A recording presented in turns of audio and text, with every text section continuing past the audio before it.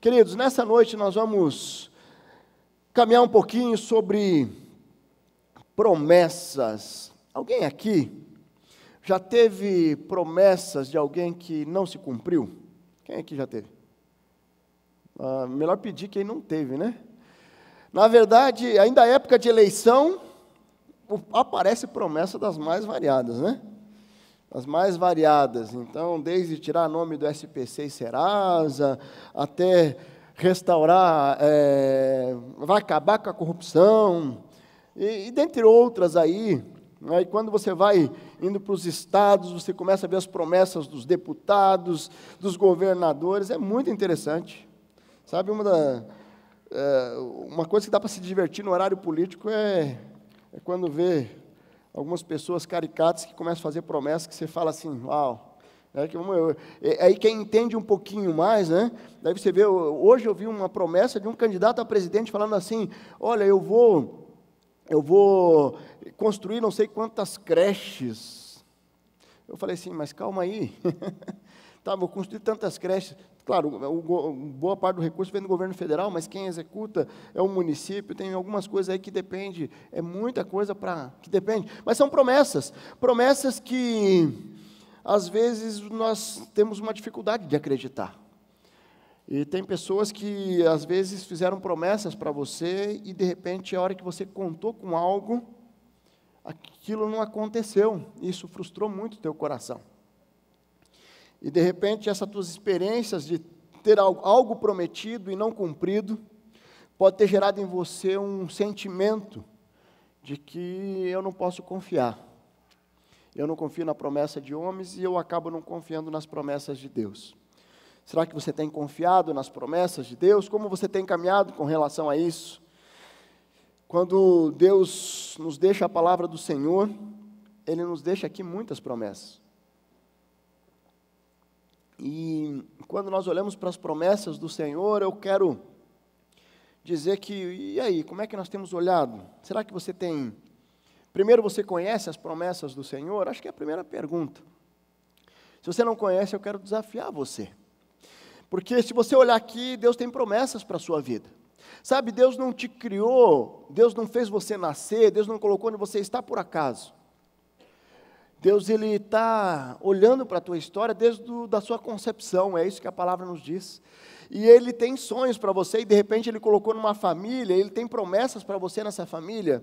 E Ele colocou você numa empresa, e Ele tem promessas para você nessa empresa. E nós precisamos entender que as promessas de Deus não falham. É muito interessante a sintonia, eu estava compartilhando com o Josué, a sintonia, porque o louvor ele foi feito baseado numa situação, nós tivemos que alterar, mas veio de encontro, né? Eu tenho a marca da promessa, e essa marca da promessa faz com que eu consiga enxergar as demais promessas. Se eu não tenho a marca da promessa, que é ter recebido, entregue a minha vida um dia ao Senhor Jesus, possivelmente eu tenho uma dificuldade de perceber ou entender o que é essas promessas de Deus. Com muita facilidade, as pessoas quando se entregam a vida ao Senhor Jesus, elas confiam numa promessa que está na palavra, da graça de Deus, que Ele fala assim, olha, se você confessar que Jesus é o Senhor, e crer no seu coração que Ele ressuscitou dentre os mortos, você será salvo. E aí eu tenho, pela graça de Deus, eu sou salvo. Mas aí tem outras promessas que vêm como consequência dessa decisão. E aí, se você caminhar nos meus caminhos, você será bem-sucedido, você será próspero. Se você for fiel, você terá as consequências da fidelidade. Se você for íntegro, você será honrado por Deus. Se você confiar em mim, nas tribulações, você vai descansar em mim. Certo? E a palavra de Deus vai dizer que Ele faz infinitamente mais do que nós pedimos ou pensamos. Mas para isso nós precisamos entender que existe uma promessa de Deus e que nós precisamos confiar nela. Porque com muita facilidade eu confio para entregar a minha vida ao Senhor Jesus, mas eu não confio para viver a minha vida no dia a dia. E é como se eu tirasse Deus de lado e eu conduzo a vida do meu jeito. E nós precisamos caminhar pela vida, firmados nas promessas do Senhor. Porque quando nós caminhamos firmados nas promessas, o que acontece? Muitas vezes eu não vou enxergar muito distante, mas Deus, Ele está olhando para o meu coração, e se eu estou obediente à promessa de Deus, eu posso continuar avançando, que conforme eu vou avançando, a neblina vai deixando de existir, e eu vou começar a enxergar para onde Deus está me levando. Agora, se eu não confio nas promessas, eu vou confiar em quê? Na minha visão. E a minha visão é muito limitada. E de repente eu estou achando, acho que aqui é o melhor. Eu vou aqui, eu caio no precipício ali na frente. Então, nós vamos conversar um pouco sobre isso. Eu queria que você abrisse suas Bíblias. Abre sua Bíblia lá em Jeremias 33. Jeremias 33, ele trabalha algo muito interessante com relação a promessas. Eu quero refletir um pouco nesse texto. Profeta Jeremias, capítulo 33. Antes de ler esse texto, eu queria fazer alguns destaques para contextualizar. Então, o profeta Jeremias aqui, nesse texto, 33, do 1 ao 12, ele está profetizando uma restituição ao povo de Israel. Tá? Qual restituição? Quando nós olhamos para entender um pouco o contexto, o profeta recebeu uma missão ali muito complicada, né? O povo de Israel, ali de Judá, tiveram ali muitos reis corruptos, sabe? Idólatras.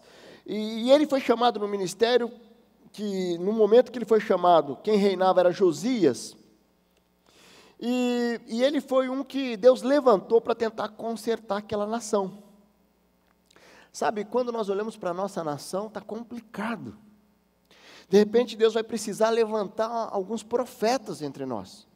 Como Deus levantou vários reis na época de Israel, e líderes estratégicos ali, nós precisamos orar para que Deus levante líderes entre nós, que possam fazer a diferença. Sabe, e quando nós olhamos aqui, o povo de Israel, o povo de Judá, estava em decadência. E a decadência era fruto da desobediência deles. Sabe, lá no capítulo 3, 7, ele diz lá que durante o reinado do rei Josias, o Senhor me disse, você viu o que fez Israel? A infiel. Subiu todo o monte elevado e foi para debaixo de uma árvore verdejante para prostituir-se. Depois de ter feito tudo isso, pensei que ela voltaria para mim, mas não voltou. E a sua irmã traidora Judá viu essas coisas. Então, Deus, ele projetou e ele tentou alertar Israel para que não desobedecesse. E quando ocorre a desobediência do povo, e eles caem na tentação, e eles deixam ser conduzidos pela tentação, e aí a desobediência tem consequência. Queridos, entre um pecado e outro, entre um momento de santidade e o pecado, existe uma tentação no meio, e você precisa olhar e falar assim, está sensível à tentação, e buscar no Senhor essa direção de que Deus prometeu, que não existe tentação que não fosse comum aos homens, lá em 1 Coríntios 10, 13, mas Deus é fiel, Ele não permitirá que você seja tentado além do que possa suportar, mas quando for tentado, peça a Ele, Ele mesmo lhe providenciará o escape. O povo de Israel, ao invés de buscar Deus para ser liberto daquela tentação, eles se deixam seduzir pela tentação. E tem muitas pessoas que têm caminhado assim, as pessoas estão caminhando e a tentação tem vindo e eu vou caindo nelas. E eu me acostumo a ser um crente meia boca, a ser um discípulo de Jesus meia boca, porque toda hora eu estou caindo e eu chego lá, a carne é fraca realmente, agora pisei na casca de banana de novo. Aí vai lá, pede perdão a Deus, daqui a pouco saio, daqui a pouco de novo. Certo? Se você tem se acostumado a cair, Deus perdoa? Claro que perdoa. Um coração arrependido tem o perdão de Deus, isso é uma promessa. Mas o que Deus espera de nós é santidade. O que Deus espera de nós é confiar no Senhor e no Senhor somente. Eu quero dizer que o que Deus está colocando no meu coração, e o que Ele colocou no meu coração para trazer nessa noite, tem a ver com uma promessa de Deus para quem busca a santidade, para quem caminha em santidade. E o meu desafio para você, como é que você tem caminhado? Você tem caminhado olhando para as circunstâncias da vida e agindo conforme a sua mente, conforme a ideia, para onde for minha cabeça eu vou? Ou você tem olhado para a palavra de Deus e falado assim: Deus, me ajuda a obedecer, para que não tenha as consequências que teve o povo de Israel? Quando o povo de Israel desobedece, e Deus alertou várias vezes para que eles se voltassem ao Senhor, e eles não se voltaram, e aí Deus entrega eles aos babilônicos, 70 anos escravos lá. Sabe, e eles foram lá e acharam assim, estavam acostumados de um Deus que vinha e que socorria, um Deus que livrava de algumas batalhas. Aí a hora que eles estão presos lá, eles pensam assim: agora Deus vai me livrar. E eles estavam certos que eles iam se livrar. E eles foram lá para a Babilônia e eles falaram assim: não vamos nem construir casa aqui não, vamos fazer um acampamentozinho aqui. Sabe, eu estou fazendo uma reforma na minha casa lá, e nós mudamos para um apartamento, 600 metros, porque não tinha como, era a parte de cima, ia fazer quebradeira, mas vamos ficar lá 3 meses. Sabe, e aí levamos algumas coisas, mas não estamos totalmente entregues. Está tudo meio improvisado. Nós vamos fazer uma reunião amanhã de célula, de pequeno grupo, lá na minha casa. Eu não sei como é que nós vamos, né? O pessoal vai ter que sentar no chão, não tem cadeira para todo mundo, mas nós vamos reunir comunhão, amor, vamos compartilhar, vamos amar uns aos outros. Queridos, e aí? Mas sabe, não é mesmo o pertencimento. Eu sei que 3 meses eu estou voltando para minha casa. Não que lá não seja a minha casa, lá é a minha casa por 3 meses, e é precioso. Um irmão muito amado alugou para mim 3 meses um apartamento, que especial. Eu estou me sentindo muito amado. Sabe, mas não é a mesma coisa. Os babilônicos aqui, os israelitas estavam na Babilônia, mas eles já estavam pensando em voltar.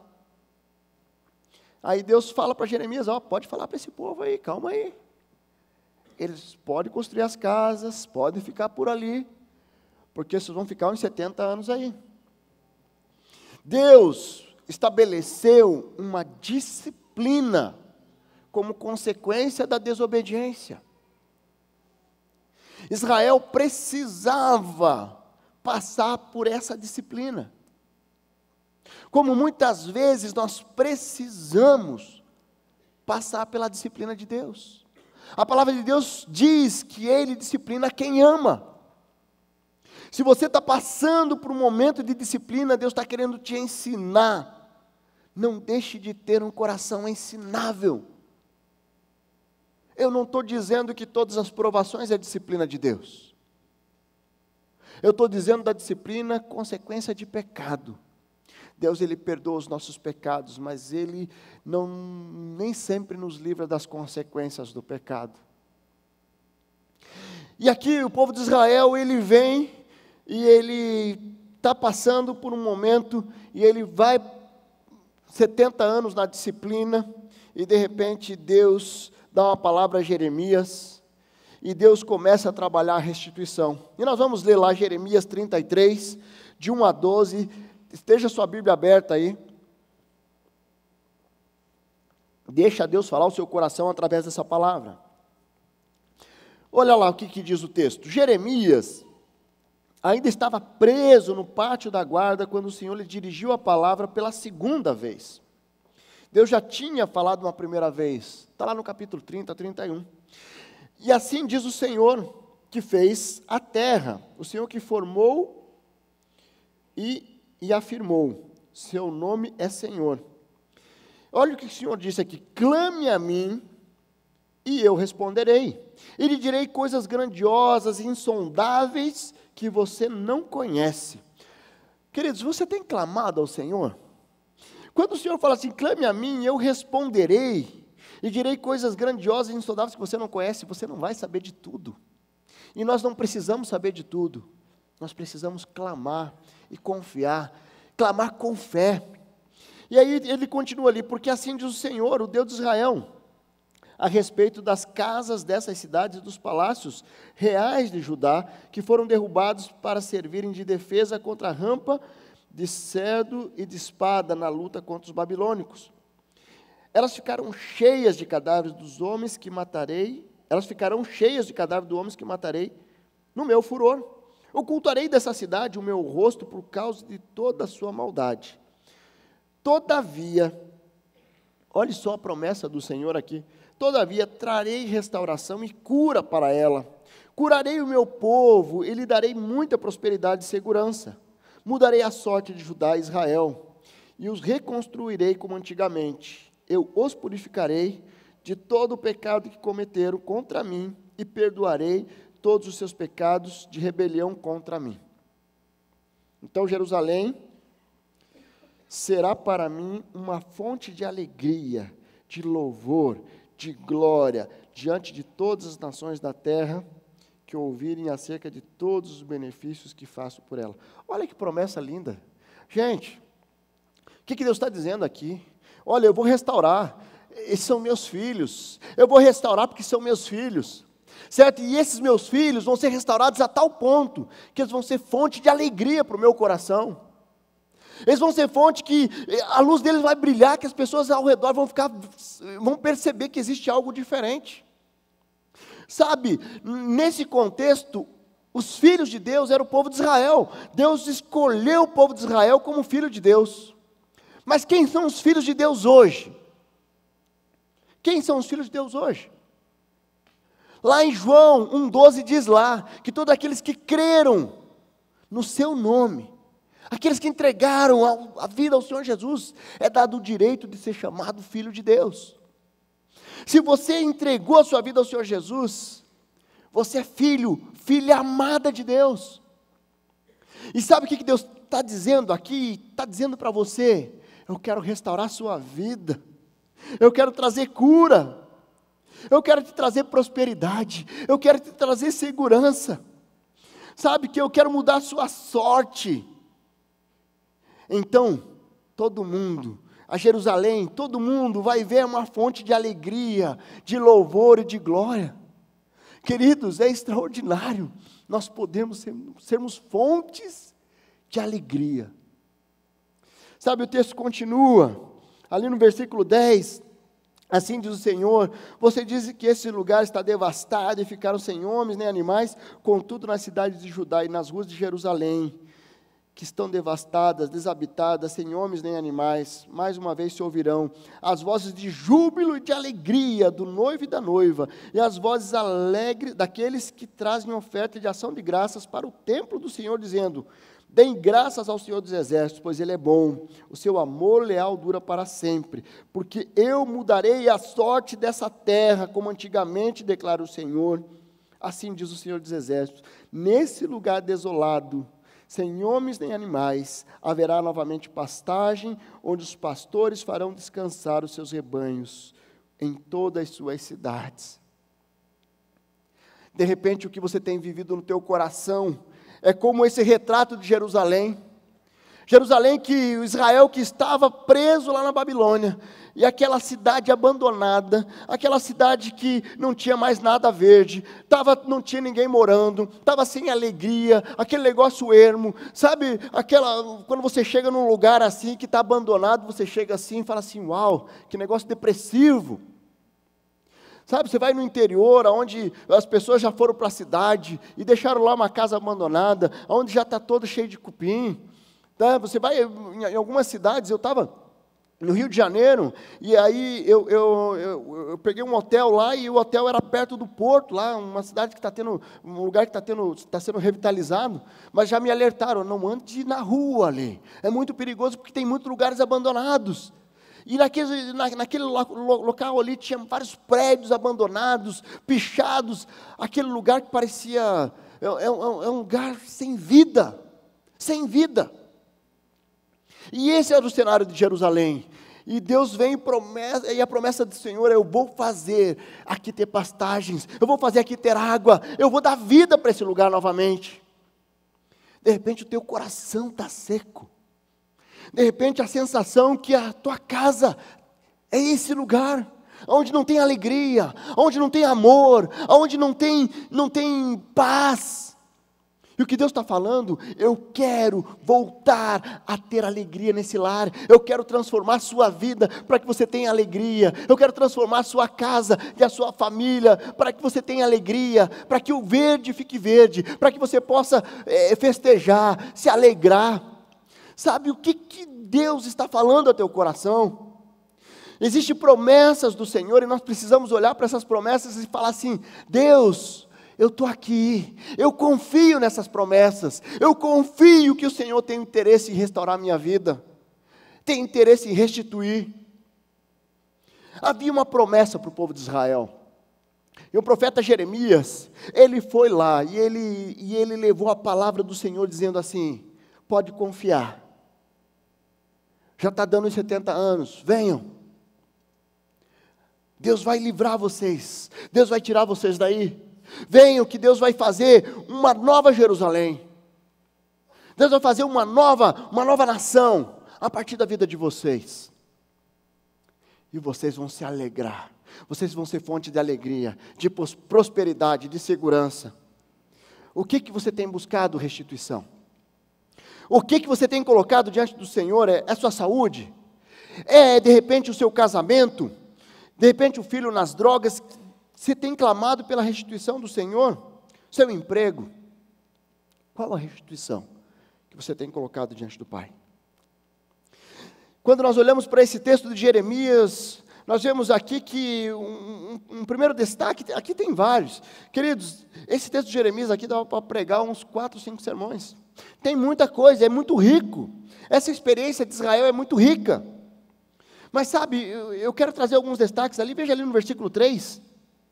Clame a mim e eu responderei, e lhe direi coisas grandiosas, insondáveis, que você não conhece. Sabe, a palavra original ali do termo que você não conhece, ou oculta, traz a ideia de uma cidade invencível, escondida atrás dos muros. Tem coisas que você não conhece, mas quando você clamar ao Senhor, Deus vai te mostrar. E tem coisas que Deus está agindo e você nem percebe que Ele está agindo. Mas eu quero dizer que se você perseverar na oração, você vai ver o resultado da sua oração. Você vai ver o resultado da sua confiança no Senhor. Então, quando nós olhamos aqui, essa decisão envolveu oração e fé. Porque Jeremias, ele vai lá e desafia o povo. E ele fala assim, ó, Deus disse, clame a mim e eu responderei. E Deus está dizendo para você, clame a mim e eu vou te responder. Você está clamando por essa restituição? Clame ao Senhor e eu responderei. E eu responderei. Sabe, e talvez você está tentando construir o seu futuro nas suas próprias forças, e o que Deus está dizendo, pare de se bater sozinho, clame a mim, e eu vou direcionar. O que você perdeu? O que Deus precisa restituir na sua vida? O que você precisa ser liberto? Sabe, Deus havia prometido a libertação após os 70 anos, mesmo assim Ele pediu para o povo, clame a mim, porque Deus, Ele não quer somente te abençoar, Ele quer ter um relacionamento íntimo contigo, queridos. Sabe, não adianta, olha, eu estou pedindo isso, parece que Deus está surdo, parece que Deus não me atende, parece que Deus não sabe. Eu quero dizer para você que Deus, Ele quer sim que você busque intimidade com Ele. Ele não quer um relacionamento superficial. Ele não quer aquelas orações instantâneas para o WhatsApp. Ele não quer aquela leiturinha de versículo bíblico que vem no Facebook. Ele quer intimidade. Ele quer que você se ajoelhe diante dEle e clame a Ele. Que Ele possa falar o teu coração. Que Ele possa ouvir o teu clamor. Que você possa sentir a presença dEle, se derramar diante do Senhor, chorar diante do Senhor. E ver Deus agindo no sobrenatural na sua vida. É com clamor, queridos. É com clamor. Eu lembro de uma jovem que, alguns anos atrás, ela chegou na nossa igreja totalmente destruída.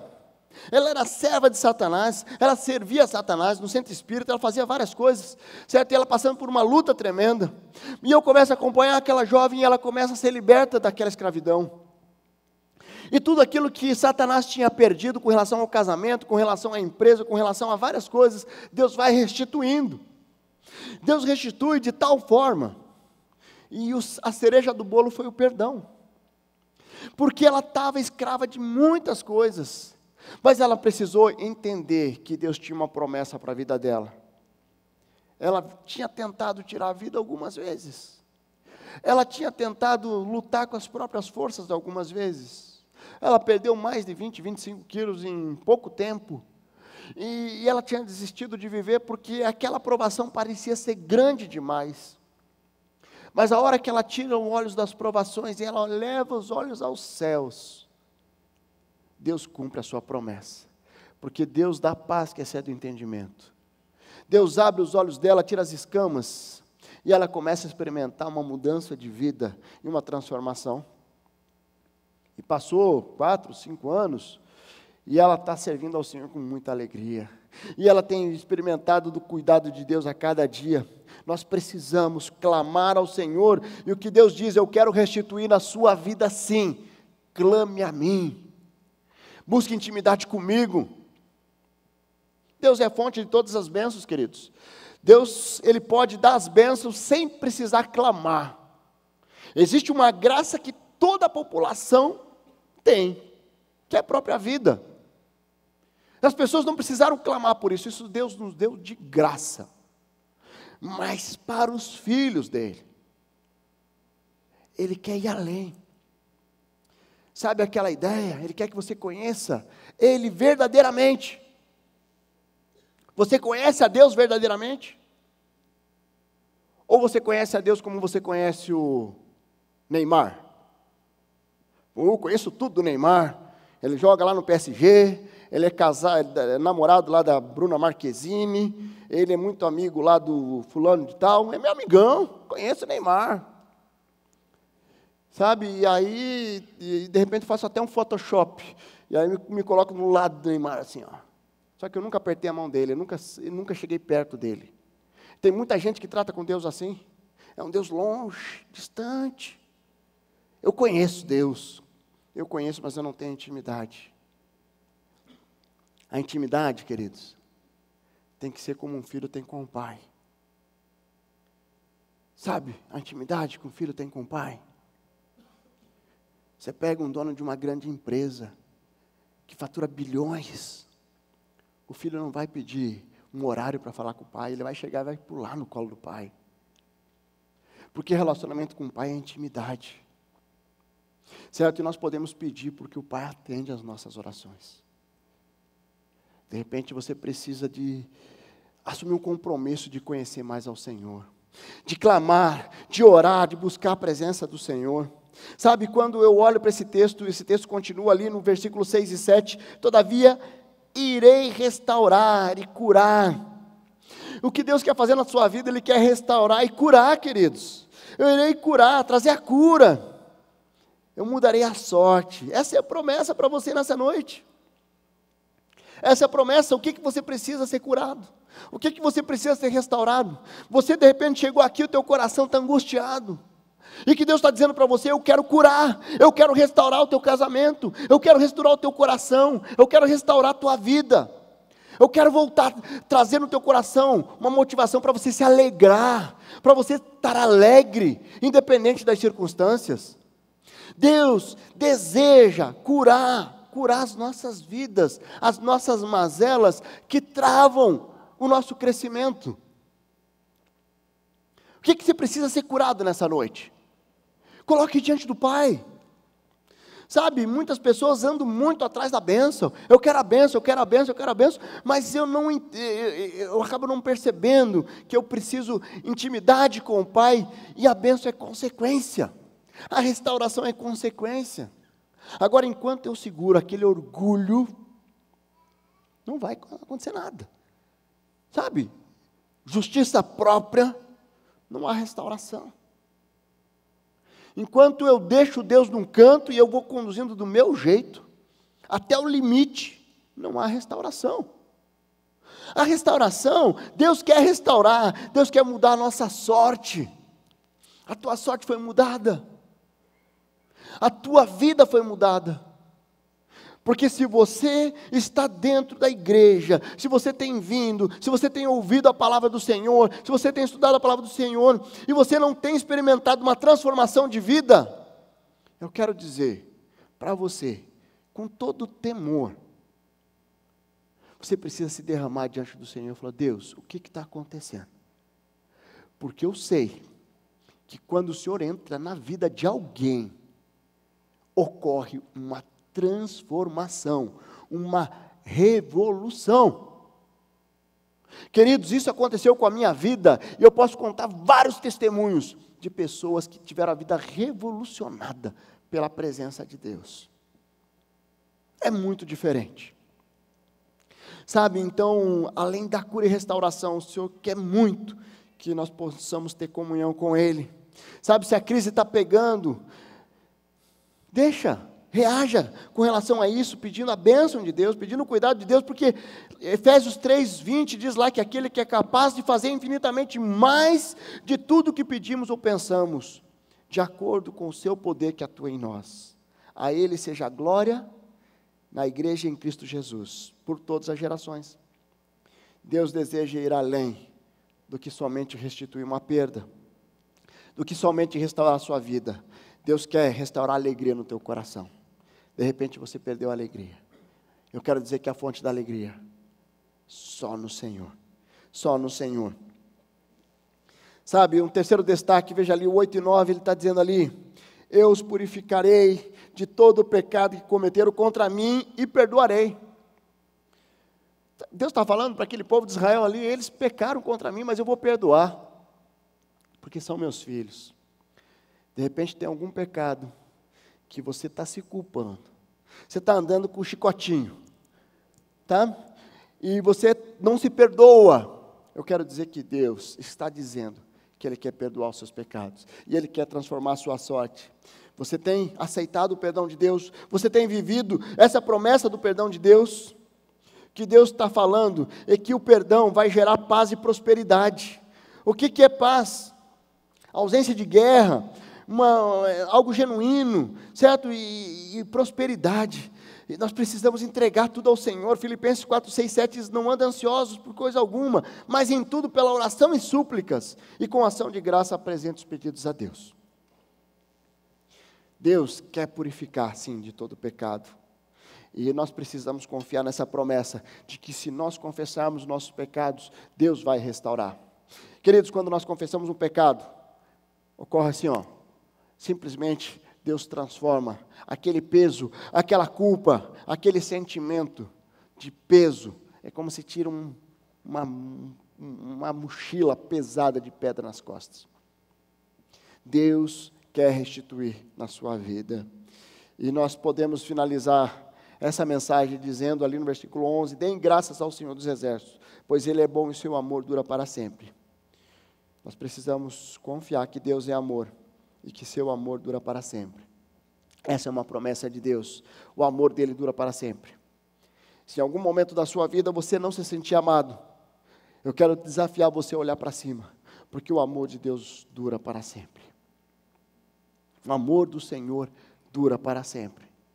Hoje eu estava conversando sobre um jovem que perdeu os pais, ele é órfão, e ele ficou um adolescente, e ele está um jovem agora, ele se envolveu com as drogas, porque ele não se sente amado, ele não se sente parte de nenhuma família, ele se sente abandonado por Deus, e tem pessoas que de repente têm esse sentimento, de que eu estou nesse mundo só para ser um peso para as pessoas. O amor de Deus dura para sempre. E Ele te ama. Não deixe ninguém, mas ninguém, dizer para você que você é menos do que você é. Você é filho, você é filha amada de Deus. Você é filho amado de Deus. As pessoas dizem que você não vale nada. Você olha para cima, eu sei quem eu sou. Filho amado de Deus. Ninguém vai dizer quem eu sou, porque a Bíblia já diz quem eu sou. O meu Deus já diz quem eu sou. Quem é você? Qual a promessa que você tem buscado diante de Deus? De repente você não sabe quais as promessas que Deus deixou para nós, mas hoje é uma noite que você vai começar a buscar intencionalmente viver essas promessas. Você pode fechar seus olhos? Não sei como Deus tem falado ao teu coração, O que eu quero te dizer é o seguinte: essas promessas do Senhor são reais. Deus não é homem para mentir. Se de repente você já foi passado para trás com alguma promessa, alguém que te prometeu algo e não cumpriu, eu quero te dizer que homens são falhos. Homens podem prometer e não cumprir. Quantas vezes você promete também? Poxa, eu vou te ligar e você não liga. Você descumpriu uma promessa. Eu vou passar lá e você não passa, você não descumpriu uma promessa. Sabe, a nossa vida, ela é muito frágil. Nós temos em nós uma natureza pecaminosa que nos leva a termos atitudes que não agradam o coração de Deus. Mas Deus, Ele promete para nós algo extraordinário. E a promessa do Senhor é uma promessa de vida eterna. É uma promessa de vida plena. É uma promessa de uma vida experimentando a paz que excede o entendimento. É uma promessa de que seremos restituídos daquilo que Satanás veio e tirou. É uma promessa que fala assim: olha, o teu casamento tem jeito. Entrega. Deixa, confia em mim que eu vou restaurar. É uma promessa que diz: o teu trabalho tem jeito, entrega, eu vou abrir as portas. Essa drogadição tem jeito, eu vou fazer, eu vou te capacitar a largar o vício. Eu vou alcançar o teu filho, eu vou trazer ele de volta. O que Deus tem falado ao teu coração? Eu quero desafiar você nessa noite a colocar o seu coração diante do Pai, e você entregar e falar assim: eu creio nessas promessas, e eu quero renovar a minha fé. Eu quero renovar a minha fé. De repente você está aqui nessa noite e a promessa principal do Senhor é que nós temos a vida eterna quando nós entregamos a nossa vida ao Senhor Jesus. Se de repente você está aqui e você nunca tomou uma decisão, você já ouviu de repente tantas coisas ou tantos apelos acontecendo, mas você nunca falou assim: eu entrego genuinamente. Eu quero desafiar você a fazer esse compromisso nessa noite, a você orar aí: Deus, eu quero reconhecer que eu sou pecador, como o povo de Israel. Eu quero reconhecer que eu quero restituir da minha vida a vida que o Senhor sonhou para mim desde o meu nascimento e que de alguma maneira eu perdi. Eu quero reconhecer que o Senhor é meu único e suficiente Salvador. Eu quero entregar a minha vida ao Senhor. Faça essa oração no seu coração. Se você fez essa oração, levante uma das suas mãos. Eu quero orar pela sua vida. Glória a Deus, lá atrás, glória a Deus, amém. Glória a Deus, glória a Deus. Graças a Deus, graças a Deus. Graças a Deus, glória a Deus, glória a Deus.